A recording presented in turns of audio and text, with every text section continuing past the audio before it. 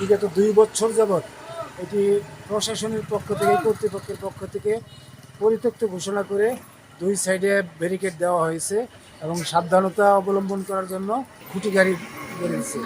এই অবস্থায় 2টা বছর চলতেছে। হ্যাঁ, এটা 2 বছরে ভাঙ্গা ধসে পড়ে নাই, কিন্তু ভাঙার যে অবস্থা আছে যে কোনো মুহূর্তে ভেঙে পড়বে। এটা দ্রুত সময়ে এটি পুনর্নির্মাণের জন্য আমাদের এলাকাবাসীর বিনীত অনুরোধ। এই ব্রিজ অনেক ঝুঁকিপূর্ণ।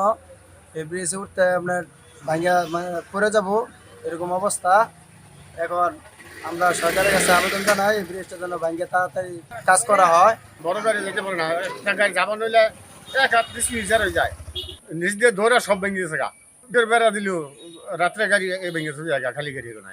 ব্রিজটি আমরা সরেজমিনে পরিদর্শন করেছি। ব্রিজটি অত্যন্ত ঝুঁকিপূর্ণ হওয়ায় আমরা এই ব্যাপারে আমাদের ঊর্ধ্বতন কর্তৃপক্ষকে এই ব্যাপারে অবহিত করেছি। তো ব্রিজটি পুনর্নির্মাণের জন্য বর্তমানে ডিজাইন প্রক্রিয়া চলমান রয়েছে।